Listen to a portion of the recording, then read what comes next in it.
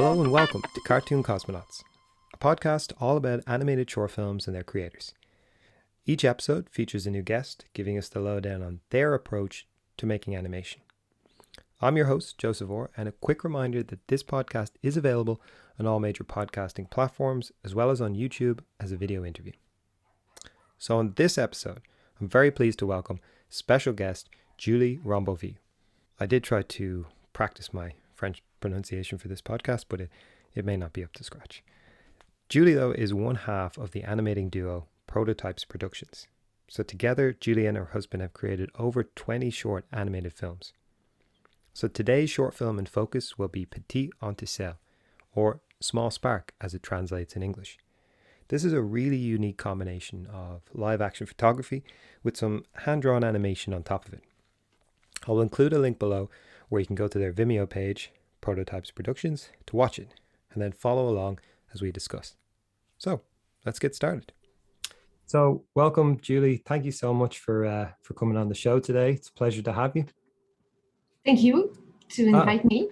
Well, it's great to have you here. And can I ask, where in the world are you calling in from at the moment? I'm in Paris. Paris. Okay, nice. Oh, okay, brilliant. I've had a few different guests on the show. Sometimes they've had to explain, exactly where the location is, but Paris, I know where that is. I've been there, so I can picture it in my head. So great. And I was born there. So you were born. Okay, I stayed. Brilliant. Yeah. Yeah, I'm always so jealous of I'm from Dublin and I'm still living in Dublin. A lot of people I've talked to, they're born here, they live there, and they seem to have traveled all over. And then they ask you that question, you're like, no, I've kind of just stayed here. You know what I mean? So it's not as impressive. But so I suppose delighted to have you on today to talk about animation and your two kind of films in particular. But before we get into your films, can I ask you a bit about your backstory? So how did you get into animation? Yes, I'm alone, but we are two. There is Nicolas, Nicolas, who's my husband, and we met at high school, and he was drawing at that time, and I was studying cinema. And then we began when we were students at university, and when he was studying visual communication, we began to make something that was drawing and cinema, and we began to try to animate drawings. Brilliant. Okay. And had you been studying animation? Or no. No. Okay. No. So you kind of just found your way into it. Try. Brilliant.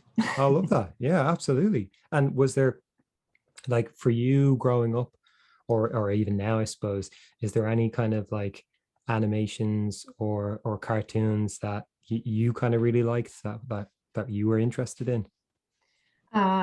I think, as most of the children of my generation, we grew up with the 2D animation of Disney. Okay, yes. But also there is one film I've seen many times as a child. It was in French we say Fiverr. It's an American tale. Yeah. It's so funny you mentioned that. Someone else I spoke to and mentioned the American Tale as well, because I know that animation studio was based in Ireland for a while that made that. So yeah, I'm very familiar with that one. And so this is what I was feeling about animation as a child, and I kept it stayed in my head somewhere. And after, as we live in France, there is the Annecy Film Festival, International Festival of Animation of Annecy, and with Nicolas as students. We were looking on TV there on Canal Plus TV channel. There were some films from the competition of Annecy, and also they were screening at the museum of in a museum of modern art in Paris. They were screening after the festival the film that were in the palmarès. Oh wow! The winning. The winners. The winners. Yeah. So we used to go and see kind of what see was who, what was out, happening. what was at the Yeah. time. Brilliant. Okay. So that kind of like, I suppose, stuck in your head. And like you said, 2D would have been a very, like kind of the main medium, I suppose, at the time. And is there any like animators or filmmakers in particular that you feel have kind of influenced your work or your style? I don't know. I think that as with so many things, you Yeah. have many parts Just of so cool. things Yeah. in your Yeah. head, and also in live action Yeah. films that can Oh, it can inspire. influence you. Yeah, Yeah, can absolutely. influence even if Like I do animation. yeah, oh, absolutely. Because there's some great, sometimes in live action, there's some great lighting, something that you see that you're like, oh, I'd like to, light a scene like that. Or there's a type of camera angle or movement that you want to kind of replicate. So yeah, no, that's brilliant. And you were saying, obviously, um, I think what was very interesting about your work is, like you said, that you collaborate, that you are one of two, and that you've collaborated with your partner, animation partner, husband, on so many different forms. But had I know you mentioned that he'd studied visual communication. So had neither of yous formally studied animation? You kind of just got into it, or did he study a bit of animation in the visual stuff? No, No. no. Wow. Okay, so you were just He began as an illustrator. okay. He was making books for children, Brilliant. and That's kind and of a nice sort of path into mm, it. Brilliant. And do you use, I know a lot of the people I've spoken to, animation is something they kind of do on the side. For you, is it your kind of main job, or is it something you mostly do? yes, we have the chance that it's our main job Oh, brilliant. Okay. because of this, because we are making some produced shorts, Yeah. some shorts that we make waiting for the finances of Yes. the All production. the funding and stuff. Yeah, yeah. Yeah, and not to become crazy with only one story to tell, and Yes. have something to. Yeah. Distract you and kind of get into Yes, absolutely. and we do also many, as our films goes in many festivals or in programs for cinema. We are doing a lot of workshops with children or teens and sometimes adults, and we're Brilliant. making films with them. With them. So Okay. yeah, Wow.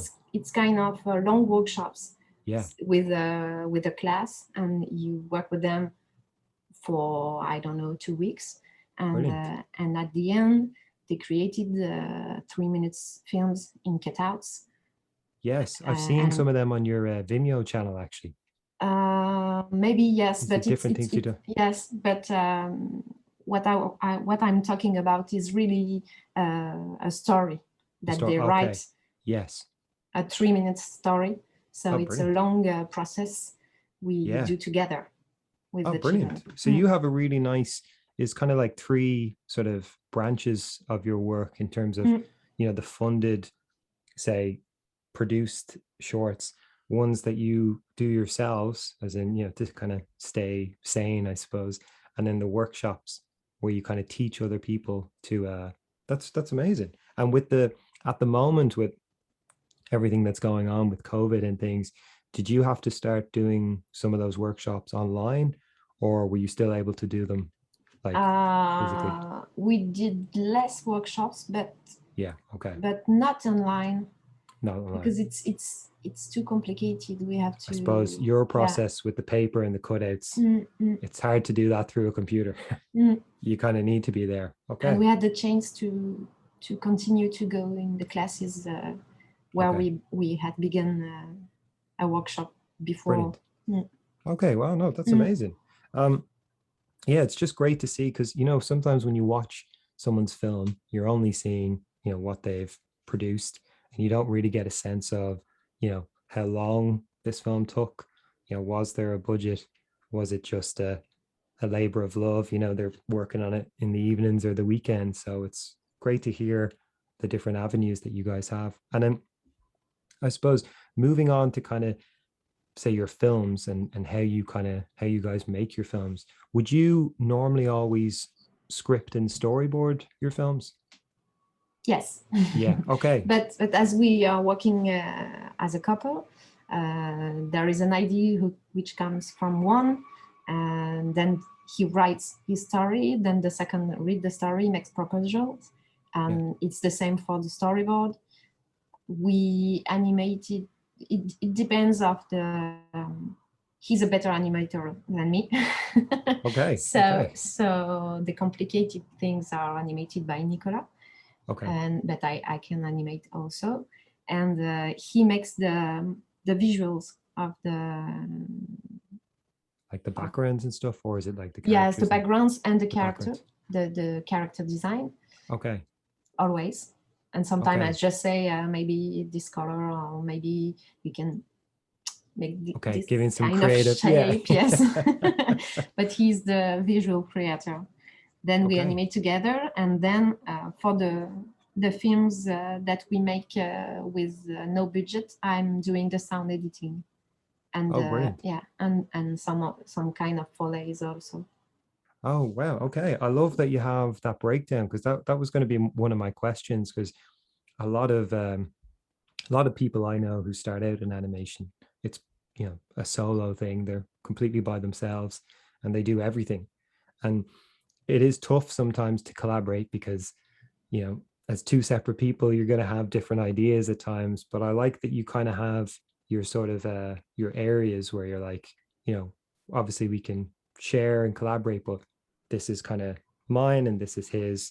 And we kind of, and does it work like that for most films? Like, do you guys kind of write together, or would it be one person who comes up with the idea? We rewrite together. Rewrite together. Oh, perfect. Okay. I'd say that's a tough process sometimes. You're like, yeah, I don't like this bit. Like, that's my favorite part. Like, oh, well, I didn't mean that, but okay. Yes, but um, if the first gives his intentions, Yeah. and then reading you say, but I don't have this I don't feel this intention in your script, then we rewrite together to So make it is everybody like that. for to make everybody feel the intention. Yes, of what it was. Okay, that's amazing. And that's so well described, because I think a lot of the times as animators, maybe we're not as strong with just the written word. You know what I mean? You have it in your head, but when you write it out, maybe it doesn't translate like that for someone else. Because I've had times where I've shown people a script and they're like, this part's really confusing. And I'm like, what do you mean? It's, and when I explain it to them, they're like, oh, I get it. But it's like, that doesn't read like that. So I think that's great that you have that, almost like your own in-house production team. You're able to go, hey, tell me what you think. Brilliant. And then, so you guys with your script and storyboard, and what kind of, I know some of your films are a really nice mixture of kind of live action photography and animation. So what kind of camera or software are you using? um,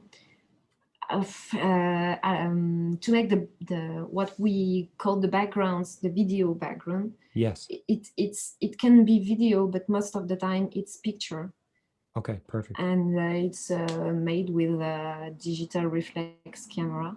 Okay, brilliant. And after the animation, so we put these pictures in a software of 2D animation called TV Paint. It's a French TV Paint. software, Okay, no, I don't know that one. and it's a 2D tool.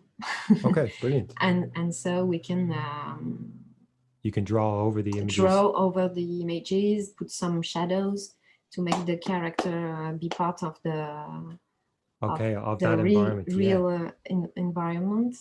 And sometimes we redraw some parts of the reality. Yes, I've seen that in some. It's brilliant. It really is. Sometimes I've had to pause it and go, "Is that real or is that an animated thing?" So that's amazing. Yeah, and the program is called TV Paint, is it? Yes. Okay, nice. I'll have to look that up, because I'm always. I think there's some pieces of software that are, very well known.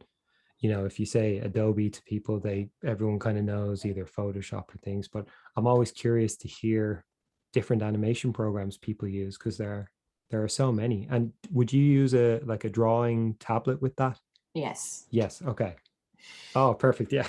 I was gonna say, yeah, that'd be pretty tough otherwise. Which editing software do you use? Final Cut. Oh, brilliant. Oh, me too. Nice. Yeah, I love Final Cut. The sound effects library is great. Do you have a FPS or a frames per second that you like to work at? Now we always make our film with 12 12. Okay. FPS. Yes. But at the beginning, oh, you have my child in the back. I was like, that was good optical illusion there. Yeah, He's nice. going to brush his tooth. Ah, hey, look, it's important. It's good for anyone watching. It's important to brush your teeth. But yeah, so you work But at at 12. the beginning, yes, but at the beginning, the first one, as we were looking, searching, we made the first films with the first film we wanted to make an animation, Yeah. but we did not manage to. It was a puppet, and we did not manage to build something that could Could be keep posable. yes. Yes. So finally, it was a puppet with that we move and that we filmed. Okay. Oh wow, that's amazing. And after we saw it's too bad that we did not manage to make something Yeah, with a an real actual animation. puppet. So Yeah. so we managed to build a small puppet. It was in iron. Oh yes, like an Part. armature Yeah. skeleton kind of thing. Nice. And so I think this one was in 12 FPS. And after we tried the cutouts. Yeah. And the first films in cutouts we used to animate in 10. Okay, so it was 10, kind of 12. And would you kind of go between the two of them at the moment, or it's kind of stuck to like, is 12 your preferred frames per second to use? Now, yes, we prefer Yes. 12. Okay, perfect. I think 12 works great because if when you bring it into editing softwares like Final Cut, most of them are 24 frames. So it just fits in seamlessly. Whereas with 10, it gets a bit jumpy sometimes. Well, I've noticed anyway. So, okay, that's brilliant. That's brilliant. Do you, we kind of talked about early on how you collaborate. And I just think that's one of the main reasons I was so interested to talk to you, was because this idea that you are both working on the same films, sharing ideas, sharing the processes is great. And it leads me nicely into your first film. So that I wanted to talk about today, which was Or. Is that Yes. the name of the film? Yes, perfect. And I have to say, again, I know I've mentioned this already, but for anyone who hasn't seen it, I'll leave a link and stuff either in the description so people can click on it and watch it, because I think part of what we're going to talk through, if you're familiar with it, it helps. So for that film, is it made entirely out of paper and card? Yes. Yes. Okay. Wow. And I think on Vimeo I've seen it's like over 10 years old now, and it's like 12 minutes long, which that's a pretty incredible length. Did that take you a long time to make? In fact, not really, because we were able to make it because there is, in south of France, there is a short film festival in Aubagne, and there is the competition, and there is also script contest. Oh wow, there's a script kind of writing contest as well. And nice. so we were selected to pitch the project to a jury, and so we want the right to come in residency for 3 months to make the film, to make the shooting. Oh, so that's what you were pitching for, and if they said yes, then you'd get a 3-month. Okay, yes. Wow. And did you get the residency? Yes. Oh, brilliant! Wow. So the shooting was, and it was also the time of the shooting, and also the time of the drawing of the backgrounds, and the time of the and the time and the time of making the characters. Okay. Drawing the characters and cut the characters. So you were able to do all that during? Yes. That during sounds the amazing. 3 months. Yeah. Because I think Ireland doesn't have as many kind of residency opportunities. There's more and more starting to pop up now, but I think they're such a great idea. You know what I mean? To give someone a couple of months, because especially when you're only one or two people, it takes a long time. And when you're only getting to do, a bit in the evening here and there, it's very frustrating because you're like, I want to do more, and it doesn't feel like you're getting much done. So that's great. And how long do you think the whole film took you to make, roughly, from like start to finish? I try to remember because the sound was not, I didn't make the sound. Did you guys did you edit it together yourselves? We worked with because there is a cinema department at the university of this city. Oh, brilliant! Where we make the residency, and so part of the residency was that the sound will be made by the students. Oh, brilliant. Okay. So it's kind of we worked with the students of the last years. I don't remember if they were they were the fourth years of studying. Cool. Something like that. So it was kind of a nice collaboration between you and them. Brilliant. And what were you, because anything I've ever done with paper has been kind of, on a flat surface and the camera's up here pointing down. Was it a similar kind of setup? Were they on tripods or? Yeah. And did you have just the one area or was there multiple? Oh no, just one, because I did the animation during while Nicola was drawing the background of the next scenes. Oh, brilliant. Okay. So you're on one and he's working on the one that's about to come up. Brilliant. And I was going to say that the backgrounds, there's a really nice kind of texture to the backgrounds. Were they like all hand drawn? Wow. Yes. It's just drawn with pencil. Yeah. But it was put in the second layer of glass. And under this layer, we put some lights. Brilliant. So with the texture of the paper, you could come through. Yes, because I was going to ask your characters in the scenes. It's so cool that you used glass because you can tell there are some characters that are in the background and some that are on top and they pass over. And I was looking at it going, God, I assume they must have used glass. Was the little bit I've tried to use glass has ended terribly. Keep getting terrible reflections. How did you guys, did you have a lot of those issues and how did you get around that? Oh, no, I don't think, but I think it's because the light was coming from below. Oh, okay. I never thought of that actually. I think I had lights off to the side, but yours was kind of underneath. There was the paper before the light. I'll have to try that out because and we were in the dark. Oh, the whole room was kind of okay. That's a good tip because when I tried to shoot on glass, I had the lights kind of lower down to the side, but I kept getting reflections and like kind of shiny. So it just looked terrible. So I was like, no, okay, I'll stick to what I know. Okay, that's brilliant. The one of the scenes I remember the most is there's kind of like a horse and carriage, and then there's characters walking. For me, and I know a lot of animators, it's the same. The walk cycle is one of the toughest things to do. Was that hard to animate so many characters at once? Or like, was it difficult for you? Yeah.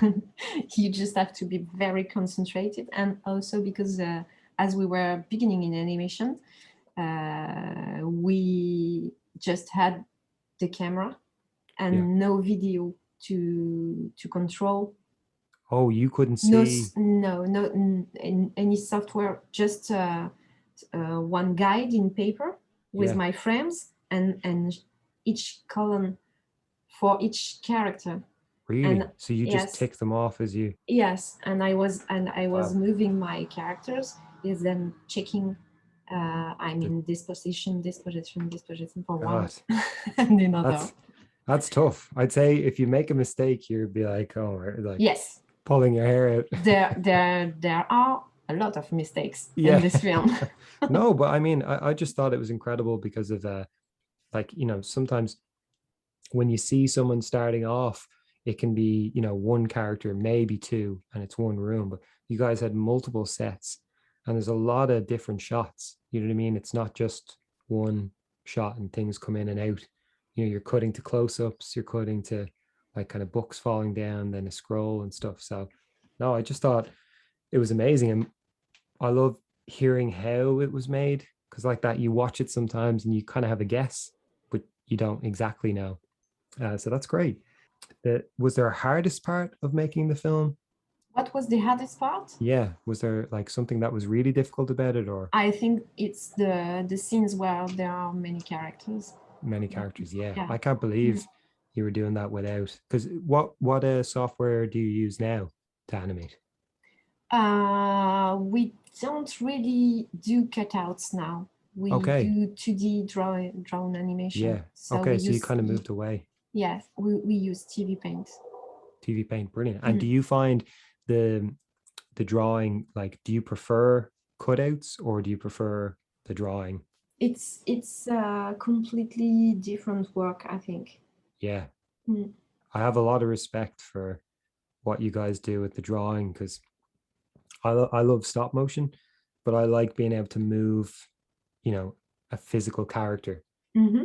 And I find that easier to kind of go, okay, his arm will go up like this. Whereas to draw something from scratch, like how That was turns. I was thinking the same Yeah. for trying to do 2D animation.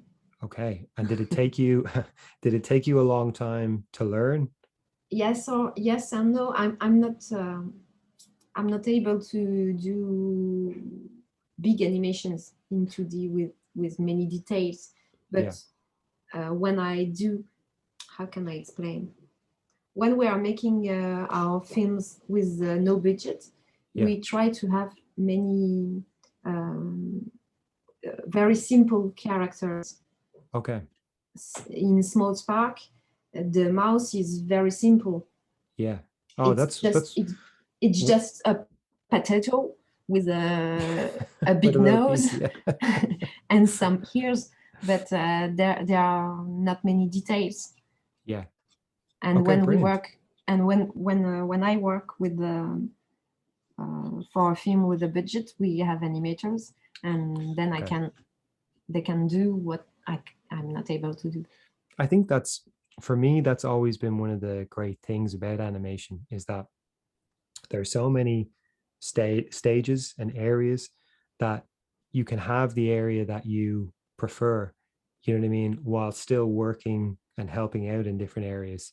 You know what I mean? So it sounds like for you would sound be something you're more passionate about, like the writing and the sound? No, Oh, everything is I don't know, passionating. okay. Oh yeah. Oh, well, Because it's each level of your story. You you're just kind of put building one it. level and another and Yeah. another and another. At the end, you have the idea of the beginning. Okay, perfect. And do you prefer, that you're saying you're working on the bigger projects where you could hand it over to other animators? Do you prefer to do as much as possible yourself if you can? We prepare a lot. Yeah. Okay. Mm. And then go from there. Okay. When we for the this big project, we prepare a lot. We made all the animatic Okay. ourselves, Yes. and we will do with only one person the layout preparation of the animation. Okay. And would you do an animatic for most of your films? No. No. Okay. It's just Mm. the kind of big ones that maybe involve Yes. others. Okay. Mm. I've heard that as well. You need that kind of direction. Everyone needs to be able to say, okay, that's Mm. Mm. that's what we're aiming for, that kind of thing. Okay, brilliant. And it's kind of a nice transition because you mentioned Small Spark, the film, and that was the first film I ever saw from you guys. I think it was in the Dublin Animation Film Festival last year. That's possible. Yeah, it's hard to, it's easy, sorry, to lose track sometimes.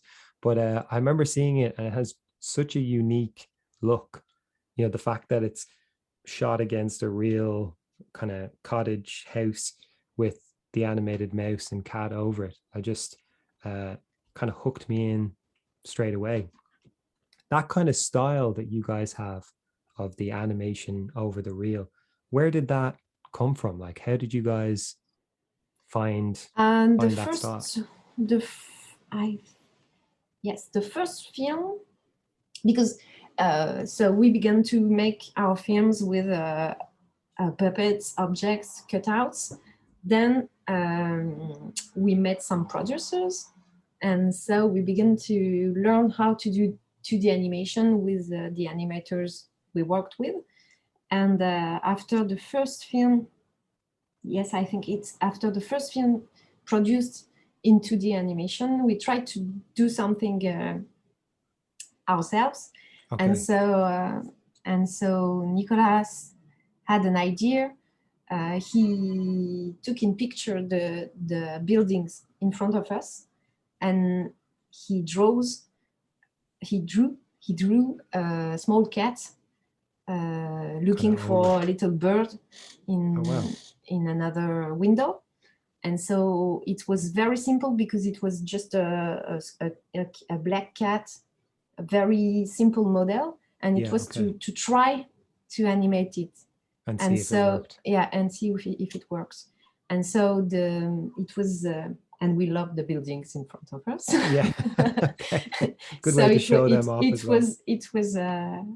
This is why he tried to have something simple. I take the picture of what I see right now, and I'm trying animate to over it. Yeah, brilliant, because it's just straight away, you know, like there's a certain kind of style, let's say, of 3D animation at the moment that is, you know, very popular, and sometimes films look a little bit similar to each other.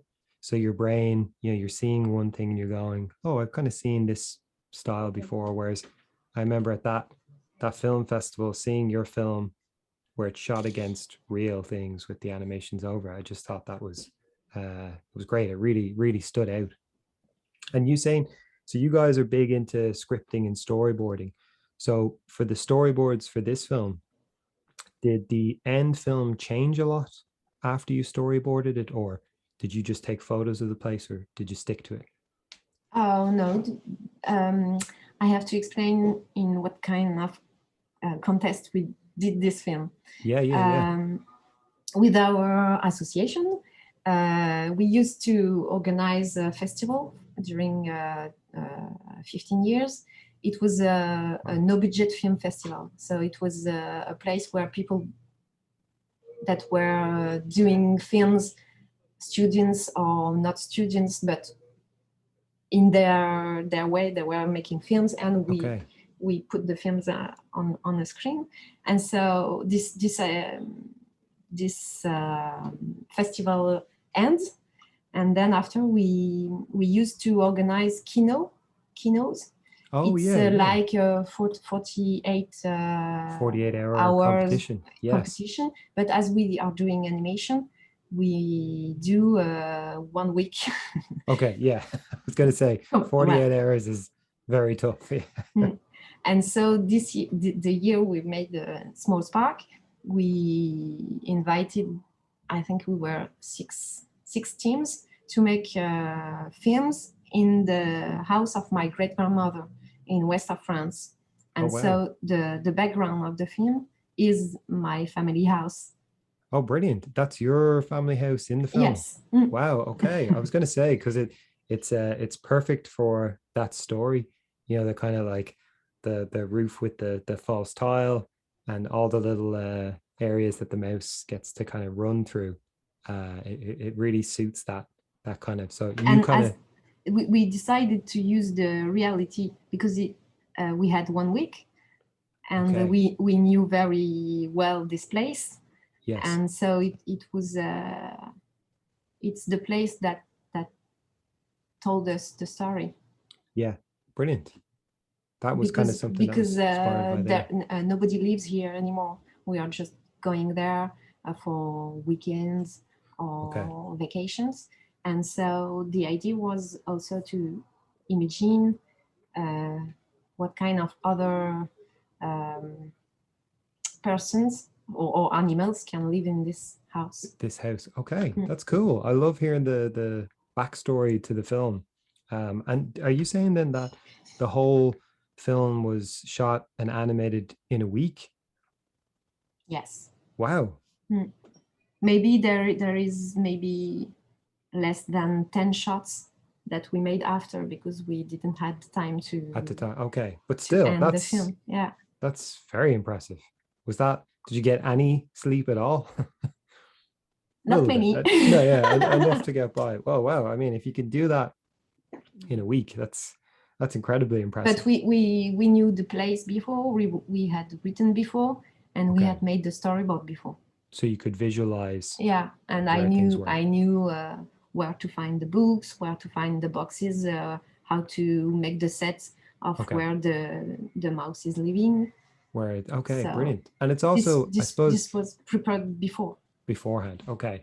But it must also be a lovely kind of like a memory to have then, because that that film will always exist and you'll always be able to see the house. So it's a great way of kind of keeping that as a nice memory going forward. That's cool. And can I ask what the opening shot of the film? So you have the book and it has a cannon and a ship. Is that something that you animated on top of the book itself? No. No. It's it's a picture, and then we put it in TV Paint and found the kind of pencil that could be with the drawing. You animated over it, kind of. Yeah. Wow.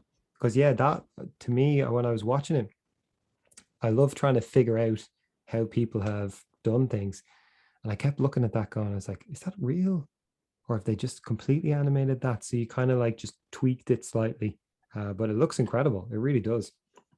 And then it goes from the book into that opening shot of the mouse and the candle. Was that something that you were videoing and just having to kind of blow the candle out? Or? We took many pictures of a lighted candle. Yes. And then after we choose the right pictures to make the candle move. Brilliant. As we wanted to. As you want. So you have greater control, I suppose, that way. Yes. It's a kind of pixelation. Yes. Just to kind of, time it out and get it. That makes sense. Because I was thinking if it's someone just going like, I was like, that's a lot it takes to try and get that right. Yeah, man. And was there, in that candle shot, was there any kind of additional lighting? Like, did you have another light? A little bit. A little bit, yeah, just to keep it kind of lit. Okay, perfect. And the mouse, when he opens the matchbox, you obviously had to kind of animate that like in stop motion. So how do you time that out? How do you know how long to do it for, or how does that work? It's just kind of like go for it. Yeah, you try. If it's okay, you put it in TV Paint after all your images, and then you see if it's okay for the mouse. Okay. You take many pictures, and after you can put out some of the pictures that are not interesting for the rhythm of your movement. You take more than you need, and then you can always throw some away. Okay, perfect. That makes sense. Just because you don't know how long you're going to need, so shoot more. Perfect. And do you start to just get a feel for how long something will last? Like with a matchbox like that, is it kind of just instinct that you kind of go, I think it'll be roughly this length. So you just try it and kind of hope for the best. Okay, brilliant. And you mentioned earlier about doing Foley and sound effects. The sound effects in this film are very like crisp and clear. Is that something that you spent a long time making, or what's your process for that? I recorded many of the Foleys during the kino, because the sound of the door is the real sound of the door. Brilliant. And I tried the footsteps of the mouse. It can be this, but it can be my finger on the floor. Okay, brilliant. Because yeah, it's so nice that you mentioned the door sound effect. Because I think if you use Final Cut Pro a bit, you can always hear that there's like 2 or 3 door sounds. Oh yes, no. And you know, when you hear someone else use it in their film, you're like, oh, that's where that's from. Because Mm. it's that like so that's cool. So and would you, if you could, do you normally like to make most of the sounds yourself? Yes. Obviously, there are some that are tough to make, like thunder or, you know, Mm. a gunshot or something. But Mm. if you can, you like to make most of them Yes. yourself. Mm. Brilliant. And do you have a particular microphone you use? Um, Oh, it depends. Depends on what you need it for. Yeah. Mm. Okay. Okay. Brilliant. Brilliant. No, I love that because, again, the films that I've done so far, I'm kind of more interested in sort of dialogue, you know, characters talking and stuff. And I don't do a lot for the sound effects, and I want to get into it more, you know, getting footsteps and stuff like that, and just kind of building up. And would you, do you keep those sound effects, say from Small Spark that you've made, say the door? Would you ever reuse that in another film? Sometimes I can, yes. Mm. So you keep a library. Yeah, yeah. Perfect. I'd say you have to stay organized, whatever you name them, so you can Yes. find them later. Yeah. Mm. So it's not just a random name. Yeah, yeah, perfect. And you were saying earlier on that it was the house is in your family, so that was kind of a ready-made location to go to. What was the hardest part of that film to animate? What was the toughest scene? It's the scene you mentioned in the first question you sent me. It's the Okay, scene, with the cat. yes, with the cat, because it's a long shot. Yeah, I was going to say when I've, you know, you watch something the first time and you're watching it purely for entertainment, and you kind of just enjoy the story, and then when you go back and when I knew I was going to be talking to you about it, you kind of watching it just with your kind of own animation brain on. And I remember thinking, yeah, that scene is incredibly long because you've got, you know, the initial kind of shock, you know, putting the match in between the cat and then the fighting and all that. So that's quite a long sequence. And was that just still photographs, or was that a video clip, or how did you work that? Oh no, it's a picture. It's a picture. Okay, Mm. perfect. And then did you have to time it? I know at one stage the light accidentally comes on. Yes. Did you have to kind of record that as stop motion, or was that a video? It's a stop motion. Stop motion. Yeah, yeah. Okay, And perfect. after in TV Paint, we can put the images where we want. Okay, so you can match it up. Wow, Mm. I really have to check out TV Paint. It sounds great. It sounds like you can do a lot. And can I ask, is it a paid, Yes. like once off, or is it a monthly subscription? I don't know now because Okay, we bought it you years have it ago. so long. Yeah, yeah, okay. But at the time, yeah, it was one off. Okay, brilliant. Yeah, I'll have to look into it because from the evidence of your work, it seems like a great program. They are in France. And can I ask, do you have a favorite part of the animation process? I know we spoke about this earlier, but is there one area in particular that you love when you're doing a film? When you first see your character moving, Okay, you're like that's a child. yeah. And after there is a moment. It depends on the film, but there is a moment when you're looking your film, and it's not anymore your work. It works alone without you. Yeah, okay. It depends. The moment is not the same for every film. Yeah, Sometimes it's when there is dialogues and that we record the dialogues before animation, yeah. and so you see the animatic with the dialogues of the real actors, and you say, okay, the film is here. Yeah, yeah, yeah. You start to feel it. And sometimes it can be at the end when you're making the sound editing, and you say, oh, okay, Now it's come together. the universe works. Works. Brilliant. I love that expression you had, that the film works without you. Mm. I think that's a great way of describing it because I think sometimes you spend so long working on it. Sometimes it's hard.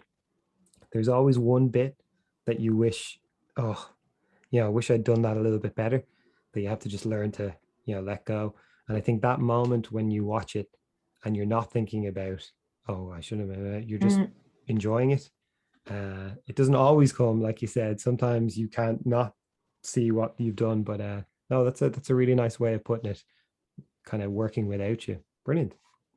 And can I say the music in this film is quite specific, quite unique. I think it has a nice kind of almost, is it like kind of accordions kind of yes. vibe? How did you decide on that music? How And did I you don't find it? know if it's the same word in English. Cornemuse? No. No. Uh, well, it's a music from a friend of us that we know since high school. Oh wow. Everything Okay. began in high school.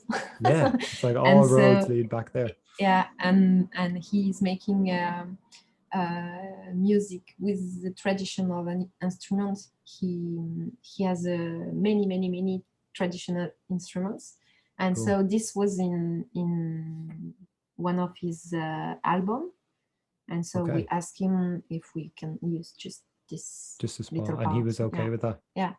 Nice. And what did he think? What did he think of it in the film? Did he like it? Did he think it worked? Yeah. Mm. Yeah, okay. I'd say it's great because when you come up with music, I think you have sometimes an idea or an image in your head. You know what I mean? It might just be ocean, it might be a storyline, but I'd say taking his song and putting it in your film, I'd say that was a nice feeling. Kind of seeing how it was used because it's quite a peculiar piece of music, but it works really well. You know what I mean? It's got a nice kind of comedic tone to it as well at times. Brilliant. Um, and just were you using Final Cut Pro to edit this one as well? Yes. Yes, perfect. So Mm. that's kind of been your main Mm. thing to use. Okay, perfect. Now that sounds amazing, and I know I didn't mention this film specifically, but the, when you mentioned about the cat and the buildings and stuff, there's that film. Is it? I'm gonna get the name wrong. Is it Kiki? Minul. Minul. Minul? Is But that? Kiki is the same background. Is it okay? Because I was going Yeah, to say because when you were describing that, I could picture the two birds, and it's the yeah. same background because it's the film we made during the first COVID lockdown Oh wow. in during spring to 2020. 20, yes. So Yeah. hard to remember sometimes. You're like, yeah, oh yeah, that happened. And so as we were with no work anymore because we had to, it was a period that we were supposed to make many workshops in schools, Okay, and schools were closed, closed. and this situation was completely incredible. So we made this film during this moment with Okay, what we were seeing from our window. from your windows. Can I just Yeah. say that's for anyone who hasn't seen the film, they should watch it just to see the kind of views you guys have from your window because that's a spectacular view. I do not have the same kind of view out my window, that's for sure. That's brilliant, and I suppose it's such a I think it's such a great thing to kind of keep the creativity going because, like you said, during COVID, things close, your work is kind of less frequent. So you have all this creative energy and nowhere to put it. So you guys kind of made that film. And is that one of your most recent um, like animation drawn over real life? Was that Yes. the yeah, perfect. Okay. And I love that it was made during that because it has a real feel from, shot out the window. So what a spectacular view to use. And this kind of leads me nicely into the last section of the podcast, which is kind of titled Advice. Just where I like to, suppose, from all your experience, if there's anyone listening to this podcast who, might be starting out in animation themselves, trying to find their area, their expertise, is there any advice that you would give to someone who's kind of starting out in Just animation? try. Just that, just Yes. go for it. Don't be afraid to try. And when you were starting out, was there any kind of thing, um, I suppose, like area of interest you had, or was it just a kind of a love of animation? That you kind of spoke about these cartoons and things you had. Was it just you wanted to make your own? Yes, and it's also the pleasure to have an object that is not animated and that you can tell a story with that. Yes. And you can just begin with a monster. Yeah. And go from there. Go from there. Amazing. No, I love that. I really do. And is there anything? Maybe there is one thing important. This book. Oh, wow. It's so cool seeing the title in French. You know it, I think. Yes, yeah. I think for me, it's the animation survival handbook, I think. Oh, okay. Well, yeah. Yeah, but it's cool. I recognize the photo, not the name, but okay. So you'd recommend that book? Yes. Yes. Because you understand many things about the rhythm, about the attitude of your characters. And after just look to the people. Start kind of studying motion and how things move. Yeah, brilliant, brilliant. And do you, when you are animating or you're working, do you kind of have anything like that you like to do? Do you like to listen to music or podcasts, or do you prefer silence when you're working? It depends of the film. If this time we are working on a musical, so it's difficult to listen to other things music, as we are. Okay. Yeah, as Absolutely. We are making the animating of this musical. Okay, yeah, be distracting. Yeah, but when we're animating, yes, sometimes we listen to podcasts, and as we are in the same room, we talk together. Yes, I suppose. Yeah, that's one thing that I haven't had the pleasure of doing, is having a conversation with someone. And sometimes music, but it depends in what you have to animate. Yes. Sometimes I find I can listen to a podcast if it's kind of say an easier scene. Yes. But if it's a difficult scene, not, you need silence. Yeah, because I get too distracted because I'm trying to listen to what they're saying, and then I'm like, oh, what part was I at, or blah blah blah from there. And do you, as I suppose as animators, but also as people who kind of do things as a hobby, as a passion for free, you know what I mean? Sometimes you don't have a deadline for a project, you know what I mean? We're working away at something, and everyone has bad days. Do you have a way that you like to cope with a bad day, be it music or exercise, or is there anything you like to do? No, we are two, so the bad days are not the same. Okay. As we are a couple, so when one is, I don't feel this this day, the other says, oh, don't worry, it's okay. So find yourself a partner is what you're saying. Find someone who can pick you up when you're feeling down. Okay, brilliant. And do you guys, as animators, as professionals, do you have a show reel? Is that something that's important that you use a lot, or what are your thoughts on that? No, the most important now is the travels of the films in festival. Okay. Yeah, and the festival speaks louder than show reel. Okay, that's and interesting. then it's easier to when your film are seen. Yes. It's easier to go to see a producer or a TV channel to say, okay, I have this new story. And it's kind of like a seal of approval almost, isn't it? It's like if a festival has Nicolas has a website, nicolasbianco.fr. Perfect. I'll leave a link in the description too. And so all the films we are making without budgets are linked in his website. On the website. Okay, brilliant. So people can check them out, because I think he'd linked me that website before, because it's an incredible amount of work and it really is great. I think what I love about your work is that you've kind of experimented with so many different mediums. There's paper, there was even a bit of clay at one stage, there's kind of cardboard, and then there's like, the real life photography with the animation over it. And then there's some even, pure animation films as well. So I think it's lovely to be able to see, especially for people starting out, because I think one of the things that got me into animation, because I studied film, I didn't know anything about animation, stop motion and paper, it's so accessible. You know what I mean? You don't need to learn computer programs. You don't need to spend a lot of money. You can literally get camera, and nowadays it can be a phone and an app, and you can go from there. When you guys are teaching actually in classes, do you ever use kind of apps and phones, or do you bring in your own camera? Just the camera. Just a camera. Okay, yes. Perfect. We tried to have an application or program, but the children are looking to the screen and not to the characters. Okay. And what we want is that they are telling something with this puppet in cutout. Not focused on the... Yeah. So what we do is, I don't know if it's the same in English, exposure sheet. Oh, yeah. Yeah.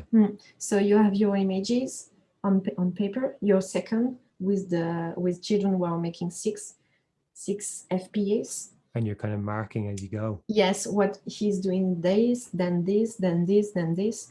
And so you have one child checking this sheet. To keep track of the movements. Yeah, two children making the movement. And you have a photographer. And then they are working working in a small team. Yeah. Brilliant. Oh, I love that. It's a great way to kind of learn and also kind of work as part of something, because I think it's very daunting at the start to do it all by yourself, especially as a kid. You know what I mean? When you're given a little responsibilities, and maybe you could swap around and then do a different part also they can imagine before making. Okay. As they are writing it's like musicians that write you're planning it out. Yeah. Brilliant. Musicians write their music on a sheet, and we write the choreography of the animation on the sheet with the children. Okay, so then they have with a timer. Okay, he's doing this. So how long is that going to last? Yeah. Brilliant. Okay, I love that. That's very cool, because it is. There's so many different ways to approach animation. I think it's great getting an insight into how you guys not only do yours but teach as well, which is really cool. And you mentioned, just before we wrap up, you mentioned you're working on a musical at the moment. Can you tell us anything about that? Like when you expect to release that? Is that your own project or for an organization? It's an adaptation of a book with a CD, and it's Christmas style. Oh, cool. But how can I explain this? It's not an expected Christmas style, because it's the meeting between Marcel, the Santa, who is very tired and old, and he has a carriage with 4 dogs, very old also, and he will meet a pizza delivery boy. It sounds like a cool book. Yeah. I mean, I'm hooked already on the premise. And is that something you guys hope to release for this Christmas? No. Like Yes, it's a 45 minutes 2D animation, and there are many characters. So we just finished the first version of the animatic. Then we are going to record the songs, record the voices of the characters, and after we are doing 6 months of backgrounds, then 6 months of preparation of animation, then 1 year of animation, and then it will be ready for Christmas 23.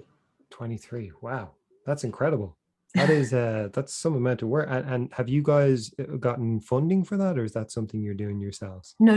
We have a TV channel, a producer, a studio with animators that will work with us. Work with you. Okay. That sounds incredible though. I really look forward to seeing. I know it'll be a while, but to see kind of news of that and stuff. I think, have you guys ever done a musical before, or is this something completely new? We made some clips. Yeah. But never this length. Yes, and here it's a little bit different because the songs must be they must match up to the book, part like in of the stories. The narration.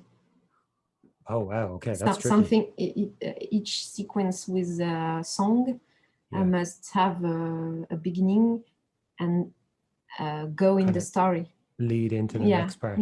Wow. God, that is tricky. I'll definitely, hopefully in 2023, I can get you back on the podcast and we can be talking about how the music. But I don't know. I'm not sure there will be an English version. Okay. Because there are very many dialogues. Okay. So I don't know if I think we will we will subtitle it, but for children it's not easy to read what they say. And then there's music going on as well. Okay. Well, look, it gives me 2 years to brush up on my French. Yes. and maybe I can understand a little bit of it then. I think it will be a French film in France. Okay, brilliant. Hey. Well, look, I'll just appreciate the animation for what it's worth. But no, that's amazing. And I just want to say thank you so much for coming on the podcast today.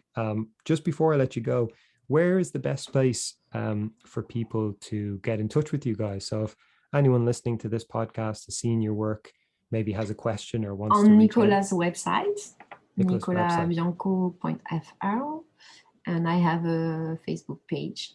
Brilliant. Okay, and I'll leave a link in the description, like I said, to the website, and I thoroughly recommend people to go on and have a look, especially if anyone's interested in kind of the paper craft, but also the transition. I think your journey from starting out in paper to mixtures of live action and animation and then full animation is amazing. But thank you, Julie. Thank you again so much for coming on the podcast.